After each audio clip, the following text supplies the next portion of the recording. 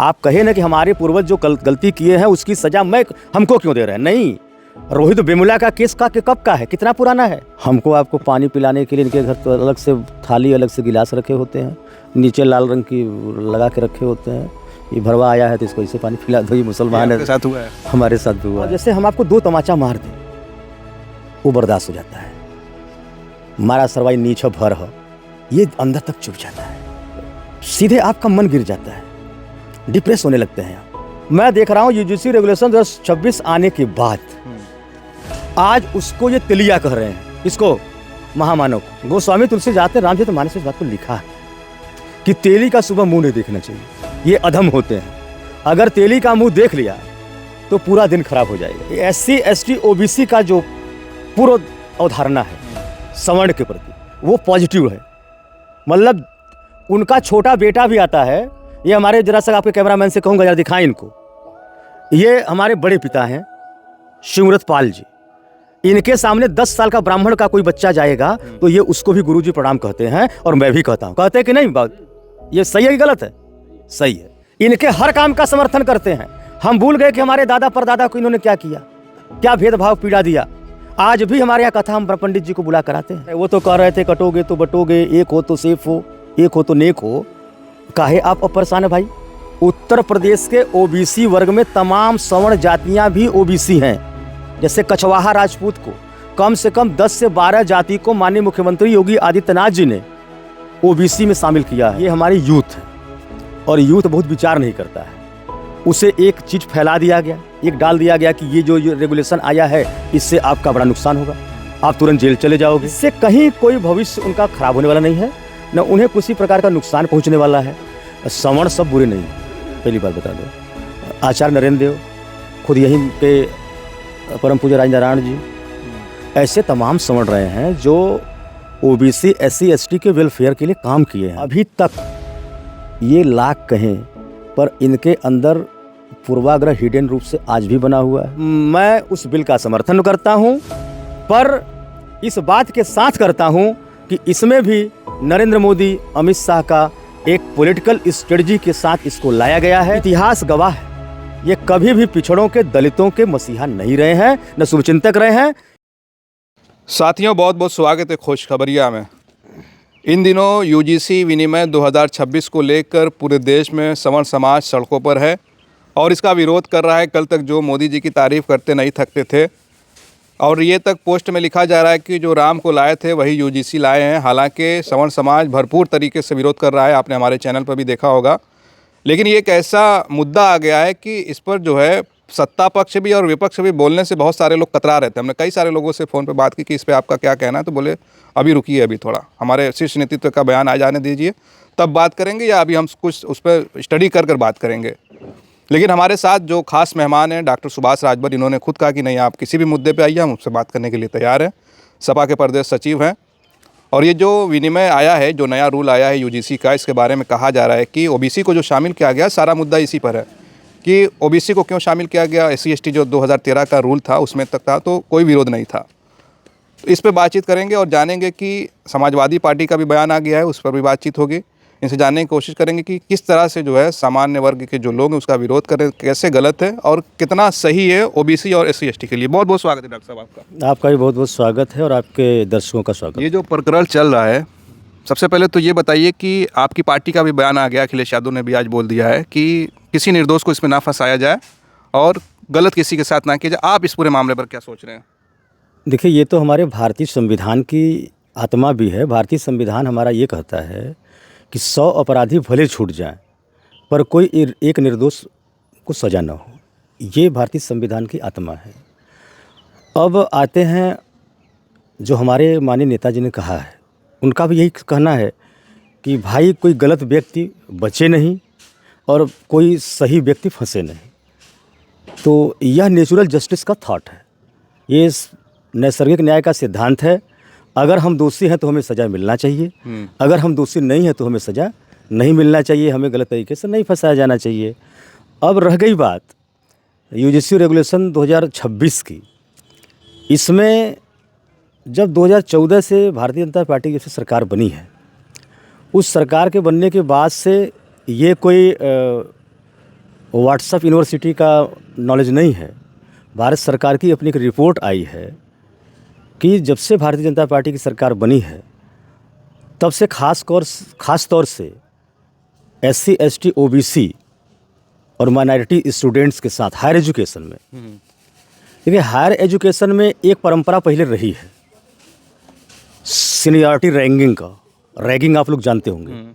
Senior student अपने junior की ragging करते थे और उस समय रैगिंग करने के पीछे एक बड़ा कॉन्सेप्ट होता था कि हम इन्हें यहाँ के वातावरण, यहाँ के पूरे सिस्टम से अपने टीचर से कैसे व्यवहार करना है और थोड़ा उनको पनिश भी करते थे। लेकिन वो पनिशमेंट उस तरह का नहीं होता था कि आप हीटर जला दीजिए और उसके ऊपर पेशाब करवा दीजिए, करंट मार दिया, ऐसी घटनाएं भी होती थी। तो इसीलिए बाद में फिर एंटी रैगिंग सभी यूनिवर्सिटियों में एंटी रैगिंग कमेटी भी गठित की गई थी जी। कि और नए छात्र मैं बता दूं, हम तो यूनिवर्सिटी में पढ़े, मैंने देखा है खासकर मेडिकल के स्टूडेंट्स और इंजीनियरिंग के स्टूडेंट्स के साथ, तो फर्स्ट ईयर के बच्चे तो ऐसे लाइन लगा के जाते थे। यही BHU जैसे संस्था में मेडिकल के फर्स्ट ईयर के छात्रों को मैंने देखा था, दोनों तरफ फोर्स लगी होती थी और वो क्लासरूम में जाते थे। मतलब बाद में ये जो एक रैगिंग था, जो बाद में सीनियर स्टूडेंट अपने जूनियर साथी को, अपने जूनियर भाई को एक तरीके से वहाँ के वातावरणीय संस्कार को सिखाने के लिए रैगिंग करता था। बाद में उनको फेवरल पार्टी देता था, उनको तमाम प्रकार से वो उनकी ज़रूरतों को पूरा करता था। इवन यहाँ तक कि अगर वो छात्र गरीब है, कमज़ोर है, तो उसे पुस्तकें देता था, उन्हें फाइनेंशियल सब जुट करके एक साथ मिलजुल करके उनका सहयोग करते थे। एक वो था जो सीनियरिटी रैंकिंग थी जी। बाकी बाद में चूँकि हमारे देश में करीब 10% एक ऐसी एलाइट सोसाइटी है, अभिजात वर्ग, सामंतवादी सोच के लोग लंबे समय से पूर्वाग्रह से ग्रसित हैं।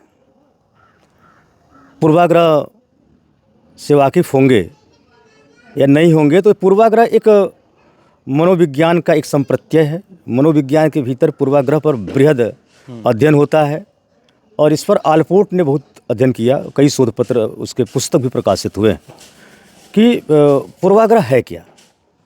पूर्वाग्रह का तात्पर्य यही है नकारात्मक अभिवृत्ति, नेगेटिव एटीट्यूड। जैसे उदाहरण के रूप में हमारे सोसाइटी में एक पूर्व धारणा, जैसे जब तक हम आपके बारे में कोई स्टडी न करें, जो सुनते चले आए हैं, जो सुनते चले आ रहे हैं, वही सच मान लिया, उसको उसको बिना सोचे समझे हमने आपके बारे में एक अवधारणा बना लिया कि नहीं, ये अवैध तो बड़े खराब आदमी है। ठीक है। तो इसी तरीके से यहाँ 90% यहाँ के SC ST OBC और माइनॉरिटी के प्रति 10% कतिपय लोगों की एक पूर्वाग्रह यानी पूर्व अवधारणा वो बना चुके थे, जैसे कि शेड्यूल कास्ट के लोग गंदे होते हैं, हीन होते हैं, नीच होते हैं, इनके अंदर योग्यता नहीं होता है, अछूत होते हैं। हाँ, अनटचबिलिटी, उन चीज़ों के कारण ये आया, मैं श्रेष्ठ हूँ, मेरी तुलना में ये हीन है, मेरी तुलना में ये अयोग्य है। तो अब वो दो तरह से था, एक ओपन खुला था, एक हिडन था। हमारे पूर्वजों के साथ वो ओपन रूप से होता था। अच्छा। हाँ, जैसे इसके उदाहरण डिस्कवरी ऑफ इंडिया, जो भारत एक खोज है, जो पंडित नेहरू ने किताब लिखा है, एपिसोड भी चला था, कुछ आप लोग देखे होंगे। आप लोगों ने देखा होगा कि उस समय की जो धर्मशास्त्र, उस समय भारतीय संविधान नहीं था, धर्मशास्त्र के अनुसार हमारा समाज शासित होता था और उस समय हमारे समाज को 4 भागों में बांटा गया था। हिंदू समाज को ब्राह्मण, क्षत्रिय, वैश्य, शूद्र। शूद्र को कोई फंडामेंटल राइट नहीं था, एकमात्र उनके पास राइट था सेवा करना। उन्हें पढ़ने का अधिकार नहीं, उन्हें संपत्ति रखने का अधिकार नहीं। सारे अधिकारों से जो आज 21 से 32 भारतीय संविधान के 21 से 32 अनुच्छेद तक जो मूल फंडामेंटल राइट की बात की गई, वो सारे उस समय कोलैप्स कर दिए गए थे और ये माना जाता था कि नहीं, ये अयोग्य हैं, ये दास हैं, दास के रूप में ही रहेंगे। और हमारे तमाम प्रतिभाओं को अगर इन्होंने देखा कि नहीं इसमें एक प्रतिभाशाली आ रहा है तो उसको भी चालाकी के साथ हरेस किए। जैसे एकलव्य का उदाहरण है कि जब देखा द्रोणाचार्य ने कि तो मैं अर्जुन को अब सबसे दुनिया का सबसे बड़ा महान धनुर्धर मान रहा था, लेकिन जब उसने पूरा एकदम आज जैसे मैपिंग करके उसने डिजिटल मैपिंग करके बाण मारा, कुत्ते के मुंह में गया पर कहीं चोट नहीं लगा उसको। ये डिजिटल मैपिंग है, उसके पास इतनी टेक्नोलॉजी थी धनुर्विद्या की। वहीं पर द्रोणाचार्य अवाक हो जाते हैं। मैं इस पे एक सवाल करना चाहूँगा कि आपने कहा कि पहले मतलब खुले तौर पे इस तरह से होता था अनटचेबिलिटी या उनके से दुर्व्यवहार होता था। कंक्लूड करना चाह रहा था उसी को, तो एक वहाँ से मैं लेता हूँ। फिर आपने देखा होगा कि जिन्हें शिक्षा देने से द्रोणाचार्य जी मना कर दिए थे, किस आधार पर मना किए थे कि ये राज परिवार का नहीं है, ये शूद्र है, तुम्हें शिक्षा मैं नहीं दे सकता, तुम शिक्षा पाने के अधिकारी नहीं हो। लेकिन बाद में जब जाना कि ये तो अर्जुन से बड़ा निकल जाएगा, फिर उसका दाहिना अंगूठा मांग लिया।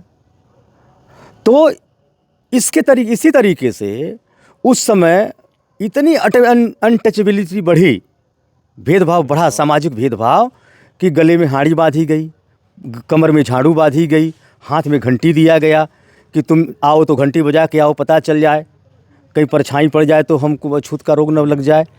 तो इस तरीके से उस समय जो पूर्वाग्रह था वो ओपन था, खुला था जी। और आज भारतीय संविधान के लागू होने के बाद भी वो काफ़ी खुला रहा पूर्वाग्रह। लेकिन जैसे जैसे नियमों के आधार पर समय समय पर कठोरता बरता गया तो फिर वो हिडन होता गया और हिडन होता गया। इसका बड़ा उदाहरण है नरेंद्र मोदी और वर्तमान में नरेंद्र मोदी के तथाकथित कोर वोटर्स, जो इनको महामानव कहते थे, जो इनको हिंदू हृदय सम्राट कहते थे, जो इन्हें बायोलॉजिकल नहीं भगवान का अवतार मानते थे, इनका बखान करते करते थकते नहीं थे, हर किसी से झगड़ा कर लेते थे। मैं देख रहा हूँ यूजीसी रेगुलेशन 2026 आने के बाद आज उसको ये तिलिया कह रहे हैं। किसको? महामानव को। सोशल मीडिया पर चल रहा है कि हमारे पूर्वजों का तात्पर्य यहाँ गोस्वामी तुलसीदास जी से। गोस्वामी तुलसीदास ने रामचरितमानस में इस बात को लिखा है कि तेली का सुबह मुंह नहीं देखना चाहिए, ये अधम होते हैं। अगर तेली का मुंह देख लिया तो पूरा दिन खराब हो जाएगा।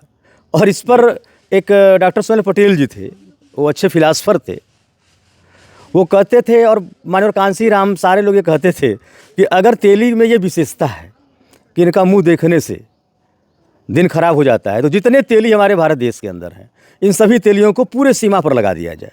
जितने दुश्मन सैनिक हैं वो मुंह देखें और उनका दिन खराब हो जाए।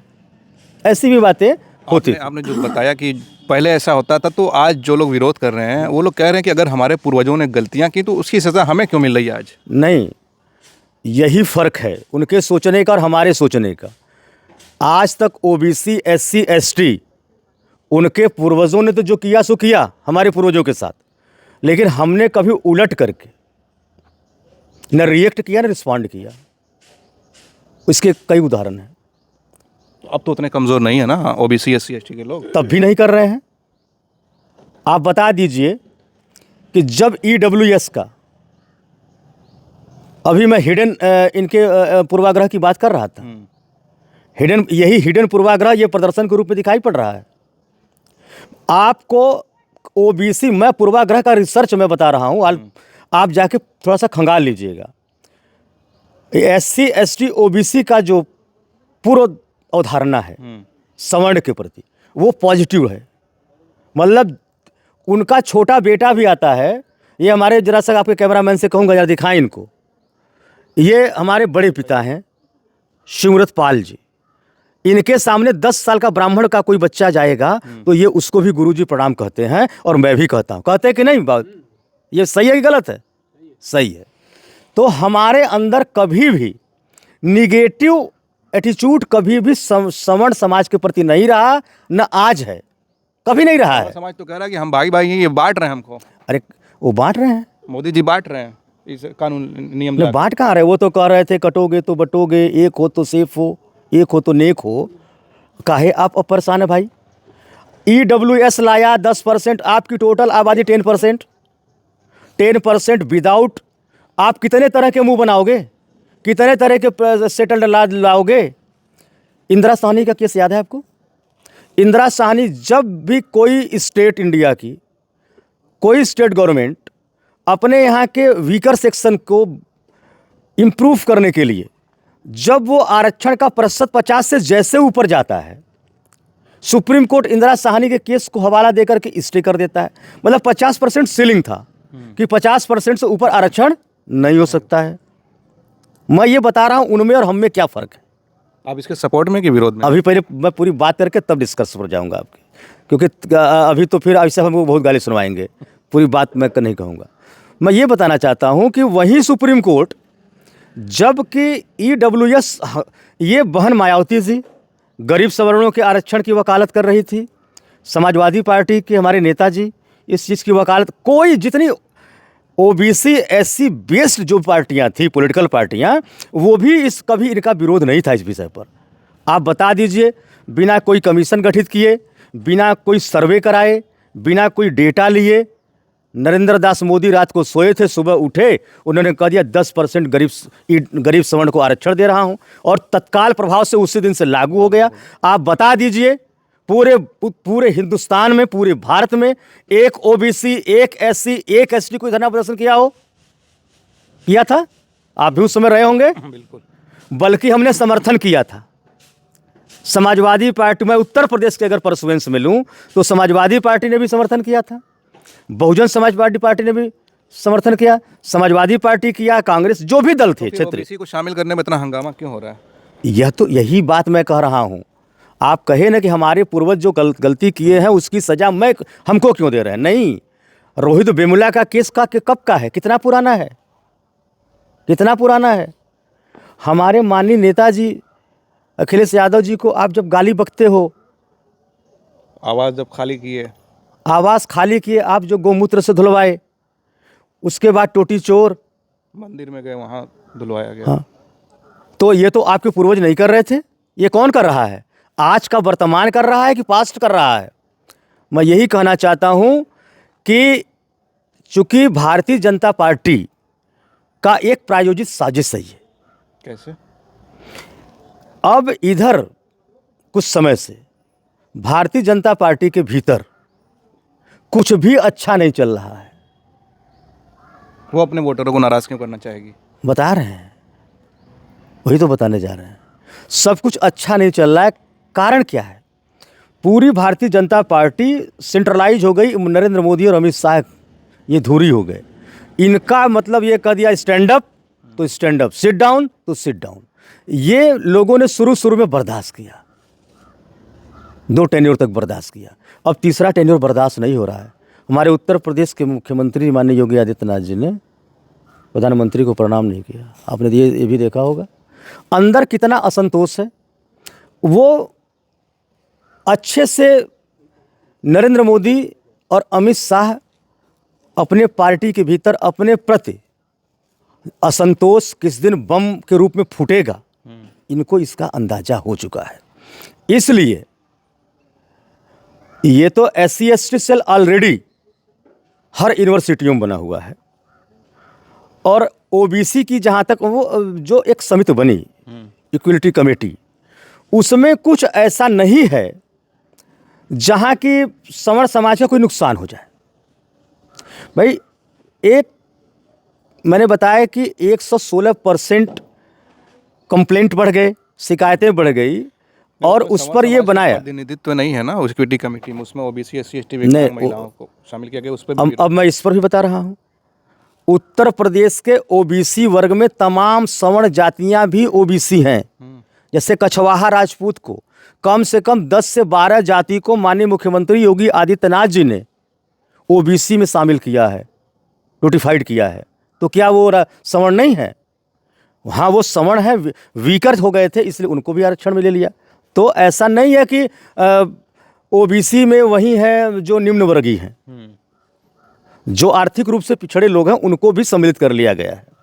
रही बात प्रतिनिधित्व की, आज सेंट्रल यूनिवर्सिटीज़ या स्टेट यूनिवर्सिटीज़ 99% कुलपति कौन है? सवर्ण है। मैं खुले मंच से कह रहा हूँ आपके आप तो सामने। उसी फील्ड में हैं भी। मैं उसी फील्ड से जुड़ा हूँ। आप बनारस से उधार उठाना शुरू करिए, संपूर्णानंद का उठा लीजिए, काशी विद्यापीठ का उठा लीजिए, BHU का उठा लीजिए, जितने लखनऊ यूनिवर्सिटी का उठा, वहाँ पर राय साहब हैं, हमारे यहाँ भी त्यागी जी ये भूमिहार हैं। तो मैं कह रहा हूँ कि जिस संस्था में आपका सर्वोच्च अधिकारी, कार्याधिकारी आपका ही बैठा है, तो आपको ये आपको भ्रमित नहीं होना चाहिए, ना कोई आपके अंदर फूबिया आना चाहिए। सवर्ण के मैं उन साथियों से इस बात पर बहुत विनम्रतापूर्वक मैं कहूँगा कि इससे कहीं कोई भविष्य उनका खराब होने वाला नहीं है, न उन्हें किसी प्रकार का नुकसान पहुँचने वाला है। हाँ, नुकसान उसका होगा जो किसी गरीब छात्र को, पिछड़े छात्र को, अनुसूचित छात्र को, अनुसूचित जनजाति छात्र को परेशान करेगा। ये जो समिति बनी है, ये समानता की बात कर रही है। भाई लोग सबके साथ समान व्यवहार हो। नहीं, मोदी जी का नारा भी सबका साथ सबका न, वो नारा तो वो अलग विषय है, वो नारा इसमें फिट नहीं बैठता है। देखिए वो मैंने कहा ना, हिडन एजेंडा कुछ होते हैं ना, जैसे वो जो पूर्वाग्रह हिडन है, उसी तरीके से ये चीज़ें हैं। पर इसको मोदी जी इसी टाइम क्यों लाए? ये बहुत दिन से हो रहा है, ये तीसरा टेन्योर उनका है। ये जो रेगुलेशन 26 आया, जिसमें समानता की बात की गई, एक मतलब कि उस यूनिवर्सिटी के अंदर एक ऐसा इन्वायरमेंट हो जो जिसमें समानता का भाव हो, किसी के साथ भेदभाव न हो। सीधे सीधे ये है, डिस्क्रिमिनेशन न हो, किसी के साथ भेदभाव न हो, हर छात्र बराबर हैं। उसके लिए ये लाया। आप पहले भी ला सकते थे, नहीं लाए। ये साजिश है। इनको पता चल गया कि सवर्ण कोर वोटर जो मेरा है अब खिसक रहा है। सब मुरली मनोहर जोशी से लेके टॉप मोस्ट से नीचे तक, योगी तक लोग नाराज चल रहे हैं। आने वाले दिनों में ये खेल करेंगे, और खेल करेंगे तो हमारे साथ कौन रहेगा? अब ये अच्छी तरह जानते हैं कि यहाँ का बुधुआ समाज OBC SC ST है, तो बुधुओं को फिर ये मछली का जाल, मतलब ये समिति बनती न बनती, क्या फ़र्क पड़ता है? अच्छा, एक आखिरी मैं सवाल लूँगा इसी पे, क्योंकि बात ज़्यादा लंबी हो जाएगी। ये जो लोग आज विरोध कर रहे हैं, इतने नारे लग रहे हैं कि सरकार नहीं बने देंगे 27-29 में, अगर सरकार बैकफुट पे आ जाती है या नहीं भी आती है, तो ये लगता है कि ये लोग जो बदलने की बात करें, सरकार बदलेंगे, ये वापस बीजेपी में ही जाएंगे? नहीं, देखिए लास्ट में तो जाएंगे बीजेपी में, जो बीजेपी के कोर वोटर। देखिए सवर्ण सब बुरे नहीं हैं, पहली बात बता दो। आचार्य नरेंद्र देव, खुद यहीं के परम पूज्य राजनारायण जी, ऐसे तमाम सवर्ण रहे हैं जो OBC SC ST के वेलफेयर के लिए काम किए हैं और अपने समाज का गाली भी सुने हैं। उनको बहिष्कृत किया गया है, फिर भी वो साथ नहीं छोड़े हैं। जो सड़कों पे हैं, आज ये जो सड़कों पर हैं, चूँकि ये क्या है कि ये हमारी यूथ है, और यूथ बहुत विचार नहीं करता है। उसे एक चीज़ फैला दिया गया, एक डाल दिया गया कि ये जो रेगुलेशन आया है, इससे आपका बड़ा नुकसान होगा, आप तुरंत जेल चले जाओगे। उसमें कहाँ आप उस पूरे, मैंने उस रेगुलेशन को पढ़ा है मैंने, उसमें समानता, इक्वलिटी के समिति के गठित करने के अलावा क्या है? उसमें यही है, एक फोरम बन गया कि अगर कोई स्टूडेंट, सवर्ण स्टूडेंट हो या कोई भी स्टूडेंट हो, अगर उसे जाति आधार पर, नस्ल भेद के आधार पर, लिंग के आधार पर उसे परेशान करता है, देखिए, और जैसे हम आपको 2 तमाचा मार दें, वो बर्दाश्त हो जाता है। मारा सरवाई नीच भर हो, ये अंदर तक चुभ जाता है, ठीक है ना? तो 2 तरह के तमाचे होते हैं, हमेशा हो जाता हमें वो फिर वहीं से आप जो है ना, सीधे आपका मन गिर जाता है, डिप्रेस होने लगते हैं आप डिप्रेशन में, तमाम छात्र डिप्रेशन में चले जाते हैं। अरे यार, ये तो वो है, निम्न जात वाला है यार। अभी तक ये लाख कहें, पर इनके अंदर पूर्वाग्रह हिडन रूप से आज भी बना हुआ है। हमको आपको पानी पिलाने के लिए इनके घर तो अलग से थाली, अलग से गिलास रखे होते हैं, नीचे लाल रंग की लगा के रखे होते हैं। ये भरवा आया है तो इसको इसे पानी पिला दो, ये मुसलमान है। आपके साथ हुआ है? हमारे साथ भी हुआ है। और कौन किया आपको बता दो? हमारे साथ वो किया जो हमारे साथ हमको पढ़ा, हमारे साथ हमारा मेट था, मतलब फैकल्टी मेंबर था। मैं एक बार उसके घर गया, नौटिमली किराए पर रहता था। उसने, हम गए, हमारे मित्र थे डॉक्टर संतोष सिंह गौतम, वो राजपूत थे, मैं राजभर था। उसने 2 तरह के गिलास लाए, ये मुझे बाद में पता चला, पहले मैं नोटिस नहीं किया। लेकिन कहा यार ये भर है, इसको हम ब्राह्मण होके अब अपनी गिलास से पानी में नहीं पिला सकता, वो अलग से है, उस गिलास से पानी पिलाया। ये बात वहीं वो भी सवर्ण राजपूत संतोष गौतम भी थे, पर उनको ये बात बहुत ख़राब लगी और वो बाहर आए, बोले कि आज के बाद इसके यहाँ कभी आप मत आइएगा। तो ऐसी तमाम घटनाएं होती हैं, अभी भी हो रही हैं। ये बहाना है कि पूर्वज ऐसा करते थे, रहे हैं पूर्वजों के। हम तो अरे ये अभी तो कह रहे थे ना, जाति पाति की करो विदाई, हम हैं आपस में भाई भाई। तो भाई इसमें क्या बुरा है? जब तक आप कोई भाई चोर जो होता है, चोर को ना आईपीसी से डर लगेगा, जो चोर नहीं है, जैसे आप जब जाति नहीं करेंगे और अगर आपके पास अवसर भी है, उसमें भी अपील है, आप लोकपाल के यहाँ 30 दिन के भीतर अपील कर सकते हैं। तो जब आपको अवसर उपलब्ध है, अगर मान लीजिए कि सुभाष राजभर ने गलत एप्लीकेशन डाल दिया कि मनीष सिंह ने हमारे साथ ये किया, जाति भेदभाव किया, तो पहले तो ओबीसी को जोड़ देने से SC ST तो लगना नहीं है जी। नॉर्मल 400-500 600-500 जो गाली गलौज यही सब ना छात्र करते हैं, और क्या करते हैं। तो नॉर्मल अगर मैं वहाँ तक बात लेके जाता हूँ कि नहीं चलो आरोप सिद्ध हो गए, मुकदमा हो गया, तो वो मुकदमे होंगे जो अवेलेबल होंगे, 7 साल के नीचे वाले होंगे। हालांकि ऐसी नौबत आएगी भी नहीं, या ऐसी नौबत तब उन्हीं पर आएगी जो गलत करेंगे। इसलिए मैं उस बिल का समर्थन करता हूं, पर इस बात के साथ करता हूं कि इसमें भी नरेंद्र मोदी, अमित शाह का एक पॉलिटिकल स्ट्रेटजी के साथ इसको लाया गया है कि अगड़े पिछड़े दलितों को आपस में लड़ा दो, जिससे कि SC ST OBC जो हमारा PDA है, जो समाजवादी पार्टी की सरकार 2027 में बनाने जा रहा है, वो 27 में सरकार न बनाए। अब इसके माध्यम से वो मान ले कि नहीं, नरेंद्र मोदी पिछड़ों दलितों का मसीहा है, जबकि वो नरेंद्र मोदी और भारतीय जनता पार्टी इतिहास गवाह है, ये कभी भी पिछड़ों के दलितों के मसीहा नहीं रहे हैं, न शुभचिंतक रहे हैं। इसलिए एक उदाहरण देके बात खत्म करूंगा कि जब पूज्य दिवंगत प्रधानमंत्री VP सिंह की सरकार गठित हुई और सरकार BJP के समर्थन से चल रही थी, जब मंडल कमीशन की रिपोर्ट लागू किया गया पार्लियामेंट में, उसके तत्काल बाद यही भारतीय जनता पार्टी ने सरकार गिरा दिया, समर्थन वापस ले लिया और मंडल कमीशन की रिपोर्ट को लागू न हो इसके लिए इन्होंने रथ यात्रा निकाला, कार सेवा किया, बड़ा उपद्रव हुआ। और हमारे मतलब इनके आरक्षण का हम समर्थन करते हैं, इनके हर काम का समर्थन करते हैं। हम भूल गए कि हमारे दादा परदादा को इन्होंने क्या किया, क्या भेदभाव पीड़ा दिया। आज भी हमारे यहाँ कथा हम पंडित जी को बुला कराते हैं, उनके पैर पकड़ते हैं, हमारे पूरे खानदान पैर पकड़ते हैं। मेरी माता जी का 13वीं था, 5 ब्राह्मण लोग आए, उनके भोजन संस्कार के बाद ही दूसरे लोग भोजन किए। सब कुछ जानने के बाद हम लोग इनको अडॉप्ट किए हुए हैं। हमारे लोगों का पॉजिटिव जो है अप्रोच हमेशा पॉजिटिव रहा है, इनके प्रति हमेशा हम लोगों का भाव उत्तम रहता है। OBC का, SC का, ST का कभी इनको हम उस दृष्टि से नहीं देखते हैं। लेकिन ये लोग जब भी हमारे हक अधिकारों की बात आती है, जब ये हमको सत्ता में हम जाने का अवसर मिलता है, ये हिडन पूर्वाग्रह रखते हुए काम करते हैं। चलिए, बहुत बहुत धन्यवाद। काफ़ी जो है डिटेल में बातचीत हुई और आप जब पूरी बात को सुने होंगे तो समझे होंगे कि आज भी जो है उस तरह की चीज़ें होती हैं। इन्होंने अपना खुद वाक़या बताया कि इस तरह से एक मतलब पढ़े लिखे होने के साथ साथ ऐसे लोगों में उठना बैठना भी इनका है, वहाँ पर भी इनके साथ ऐसा दुर्व्यवहार हो चुका है।